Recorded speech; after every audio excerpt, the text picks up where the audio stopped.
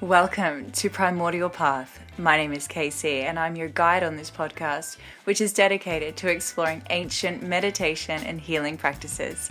We'll examine them through an accessible modern lens and discover how they can profoundly impact your life, your body, your mind, your soul, your energy.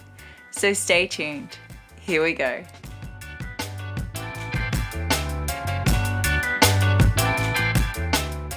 Welcome back.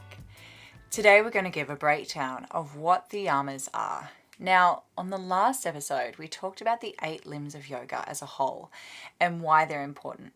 But today we're going to focus on the first one, the Yamas, which are the social codes or self-restraints to live by. These aren't too huge and something that you can only aspire to do. These are simple and can easily be implemented into your daily lives. To be honest, if you're already listening to this podcast and others like this, chances are you're already doing these things anyway. So let's dive into it. There are 5 yamas that are outlined in Patanjali's 8 limbs of yoga. Number 1, ahimsa, or non-violence. This can be taken as broad or as narrow as you like. It can be thought of in the most literal sense of don't physically injure or harm someone, or worse, murder them.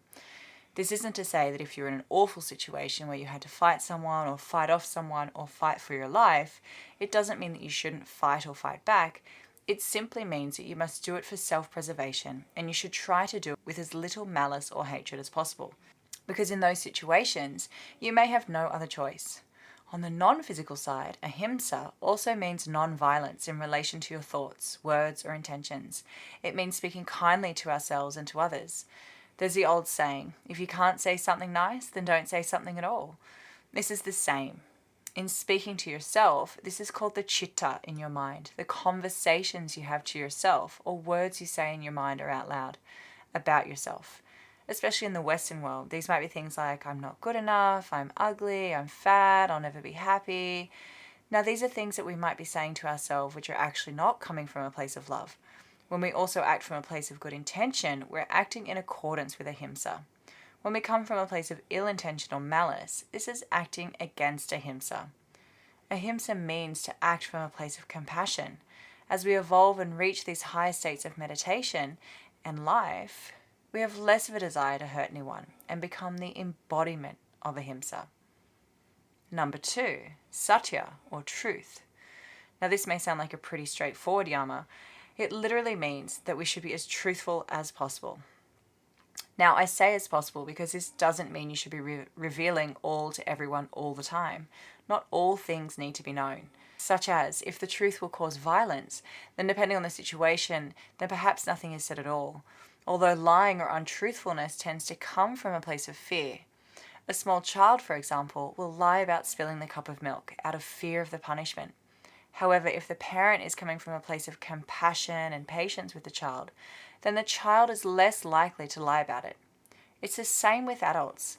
If a safe place with compassionate people has been created, then we're far more likely to open up and share truths than this space of love and compassion was not available to us.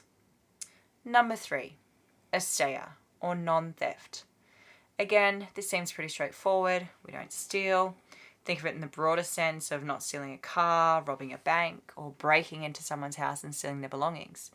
But if we think of this in the narrower sense, it can be perceived as the non-stealing of time. This might be when you go up to the teacher after class and just start talking and talking and talking and talking. This could be the friend that you call all the time to complain about your problems. Think about how often this might happen in your day-to-day life. Generally, more often than we think it does. This can also be thought of as the non-stealing of energy. Hands up if you know an energy vampire. You know the ones, the people or places that just drain you. You may not be able to pinpoint exactly what it is that makes this happen, but you certainly feel it. Number 4, brahmacharya, self-restraint, especially in relation to sexual control. Now, I know what this sounds like. It doesn't mean you need to don the chastity belt. It simply means to abstain from unnecessary sex. Now, why would that matter for meditation or for yoga in general? If you think of the basic desire of sex, it's the buildup of sexual energy and the subsequent need to release this energy, which in the simplest form, that is what sex achieves. It drains the vital energy from the body. Energy can manifest in different ways, and sexual energy is no different. Therefore, if we look at that energy and redirect it within the body, we can enhance and expand our practices. If we can also consider this from a non-sexual manner, we can suggest that we don't want to misuse our precious energy to manipulate ourselves or others. From this perspective, look at how you might be procrastinating or wasting time. Social media scrolling, anyone? Have some self-restraint and try to redirect your energy to benefit yourself rather than drain yourself. And number 5, aparigraha, non-attachment.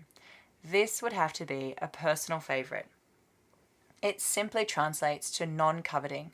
So don't hoard or grasp at things or places, people, time, situations, relationships, anything really.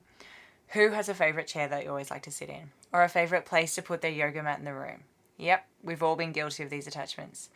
We do these things. We attach because it's easy, because it's comfortable, because as humans, we crave routine as that's what makes us feel secure on a very primal level. Look at the unhappiness that has been caused in your life from either not having something or from the thought of losing something. This can result in a subconscious tension that is constantly there. Yet, when you can let go and begin to trust in the flow and the generous nature of the universe, you will always have enough. Repeat after me, you will always have enough. This in itself leads into having an abundance mindset, which if you follow any sort of manifestation guru, you would have heard of this. Non-attachment, people. Non-attachment. So they're the 5 yamas, and the overall point of the yamas is to create a more peaceful mind and environment for you to have higher states of consciousness. The more you practice these yamas, the more calm and stable your mind becomes. There's less conflict between your own thoughts and actions. Practice one or more of these for a week and let me know how you go.